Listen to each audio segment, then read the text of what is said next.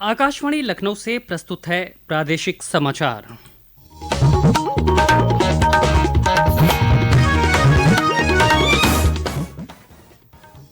मुख्य समाचार। मथुरा में कल रात कोयला लदी मालगाड़ी के 26 डिब्बे पटरी से उतरे। मथुरा जंक्शन से गुजरने वाली 12 ट्रेनें रद्द, 10 से ज्यादा ट्रेनों का मार्ग बदला।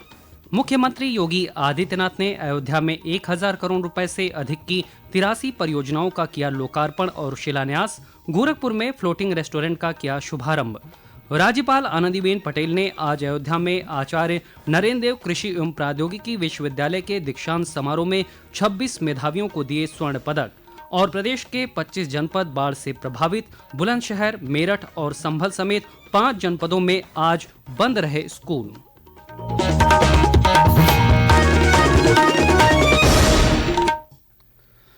नमस्कार, प्रदेश के समाचारों के साथ मैं शैलेंद्र और अब समाचार विस्तार से।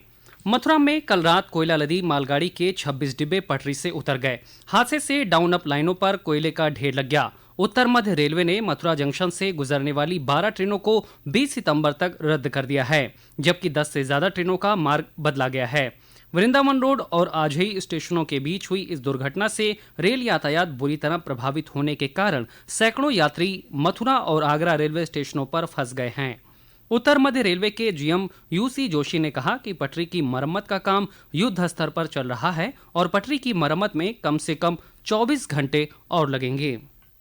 और करीब 26 वैगन इसमें डिरेल हुए हैं। डिरेलमेंट के तुरंत बाद रेलवे ने अपना रेस्टोरेशन का काम शुरू कर दिया है। हमारी कई टीम इसमें आके लगी हुई है। करीब इसमें 4 लाइन हमारे पास है, 1 लाइन अभी चल रही है, 3 लाइन इसमें बाधित है, जल्दी रिस्टोर हो जाएंगी। हम लोगों का पूरा प्रयास है कि जल्दी से जल्दी हम इसको रिस्टोर करके बाकी लाइन भी चलाएं। कुछ ट्रेनें हमने डाइवर्ट कर दी, बाकी ट्रेनें फिर जैसे ये ठीक हो जाएगा तो रिस्टोर कर देंगे। एक इंक्वायरी इसमें कमेटी बैठेगी, उसके बाद ही इसमें कुछ पता चल पाएगा। अभी सारा ध्यान हमारा केंद्रित है कि हम इसको रिस्टोरेशन जल्दी कर दें।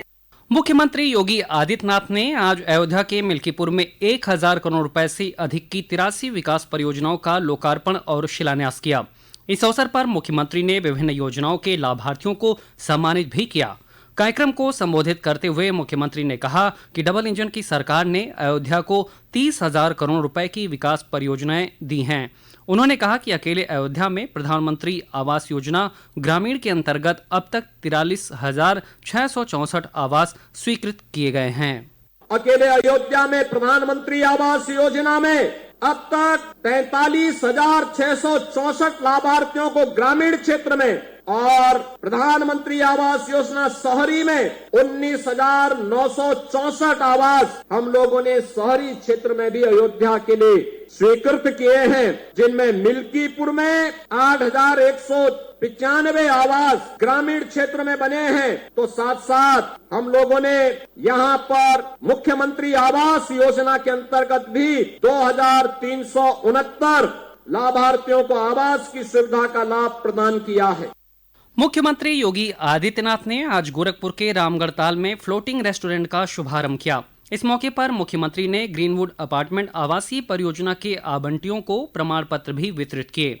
कार्यक्रम में मुख्यमंत्री ने कहा कि रामगढ़ आज 1800 हेक्टेयर क्षेत्र में एक बेहतरीन प्राकृतिक झील के रूप में पूरे देशवासियों और पर्यटकों को अपनी ओर आकर्षित कर रहा है। आज गोरखपुर का एयरपोर्ट सबसे व्यस्त एयरपोर्ट में से एक है। आज गोरखपुर में रेलवे की बेहतरीन कनेक्टिविटी है। आज गोरखपुर में फर्टिलाइजर कारखाना फिर से चालू हो चुका है। गोरखपुर में बीआरडी मेडिकल कॉलेज आज स्वास्थ्य के एक बेहतरीन केंद्र के रूप में आगे बढ़ा है और एम्स भी आज गोरखपुर में संचालित होकर के अपनी स्वास्थ्य सेवाओं को यहाँ के नागरिकों को उपलब्ध करवा रहा है।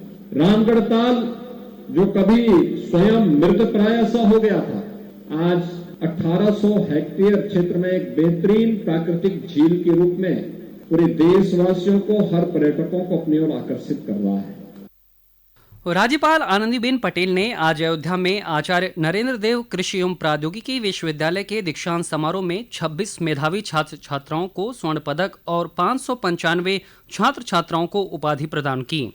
साथ ही विश्वविद्यालय की ओर से गोद लिए गए गांव के बच्चों के बीच हुई विभिन्न प्रतियोगिताओं के विजेताओं को भी उन्होंने पुरस्कृत किया। इस मौके पर राज्यपाल ने विद्यार्थियों से अनाज और पानी बर्बाद न करने का संकल्प लेने का आह्वान किया। उन्होंने कहा कि ये बचत हमारे भविष्य को सुरक्षित करती है। केंद्र सरकार ने सहारा समूह की सहकारी समितियों के छोटे जमाकर्ताओं के लिए वापस की जाने वाली राशि की सीमा 10,000 से बढ़ाकर 50,000 रुपए कर दी है। सहकारिता मंत्रालय के एक वरिष्ठ अधिकारी ने कल ये जानकारी दी।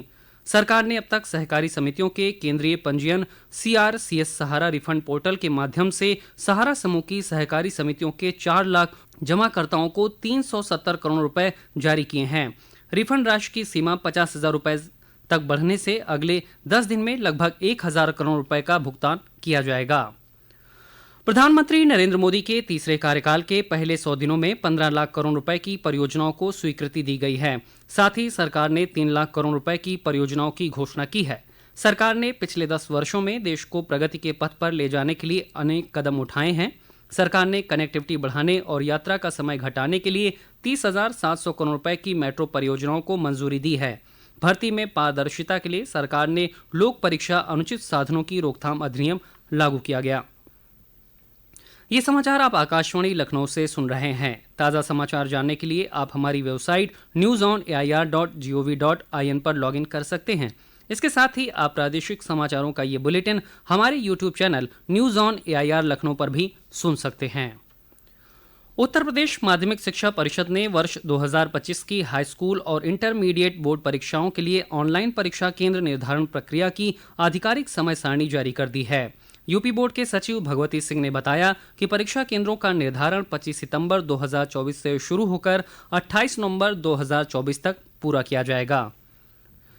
समाजवादी पार्टी के भदोही विधायक जाहिद बेग ने आज मुख्य न्यायिक दंडाधिकारी की अदालत में आत्मसमर्पण कर दिया। अदालत ने उन्हें 14 दिन की न्यायिक हिरासत में जेल भेज दिया है। सपा विधायक जाहिद बेग और उनकी पत्नी सीमा बेग के खिलाफ घरेलू नाबालिग सहायिका के आत्महत्या मामले में मुकदमा दर्ज है। समाजवादी पार्टी ने बहराइच में भेड़ियों के हमले से पीड़ित परिवारों को 50,000 रुपए की आर्थिक मदद देने का ऐलान किया है। सपा प्रमुख अखिलेश यादव ने आज लखनऊ में कहा कि बहराइच में भेड़ियों के हमले के मामले में प्रदेश सरकार पर सवाल उठाते हुए पीड़ित परिवारों के लिए आर्थिक मदद की मांग की। सपा प्रमुख ने सरकार से जिम्मेदार अधिकारियों पर कार्रवाई करने और STF लगाने की भी मांग की। भारतीय जनता पार्टी राहुल गांधी के विदेश में दिए पिछड़ों के आरक्षण खत्म करने के बयान के विरोध में 20 सितंबर से रोष मार्च निकालेगी।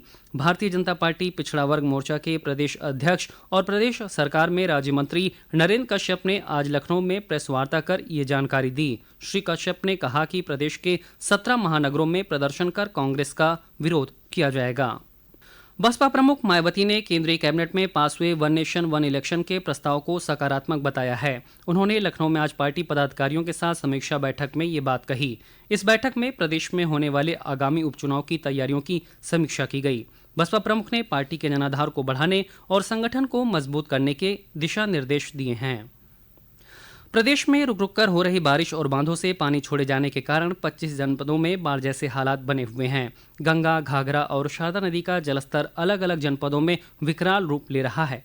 घाघरा नदी के बढ़े जलस्तर के दबाव के कारण बलिया में कल मध्यरात्रि राष्ट्रीय राजमार्ग 31 का एक हिस्सा बैरिया से माझी के बीच चांदियर के पास टूट गया। इसके चलते उत्तर प्रदेश का पड़ोसी राज्य बिहार से संपर्क कट गया और आसपास के गाँव में पानी पहुंचने से जनजीवन प्रभावित हुआ।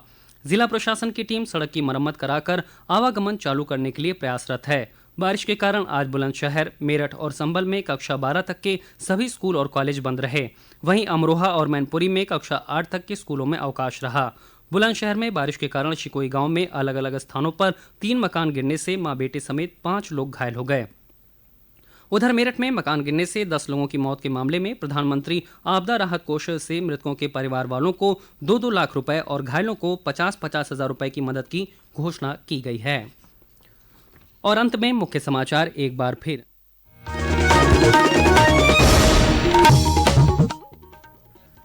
मथुरा में कल रात कोयला लदी मालगाड़ी के 26 डिब्बे पटरी से उतरे। मथुरा जंक्शन से गुजरने वाली 12 ट्रेनें रद्द, 10 से ज्यादा ट्रेनों का मार्ग बदला। मुख्यमंत्री योगी आदित्यनाथ ने अयोध्या में 1,000 करोड़ रुपए से अधिक की 83 परियोजनाओं का किया लोकार्पण और शिलान्यास। गोरखपुर में फ्लोटिंग रेस्टोरेंट का किया शुभारंभ। राज्यपाल आनंदीबेन पटेल ने आज अयोध्या में आचार्य नरेंद्र देव कृषि एवं प्रौद्योगिकी विश्वविद्यालय के दीक्षांत समारोह में 26 मेधावियों को दिए स्वर्ण पदक। और प्रदेश के 25 जनपद बाढ़ से प्रभावित बुलंदशहर, मेरठ और संभल समेत 5 जनपदों में आज बंद रहे स्कूल। प्रादेशिक समाचार के इस बुलेटिन में फिलहाल इतना ही। नमस्कार।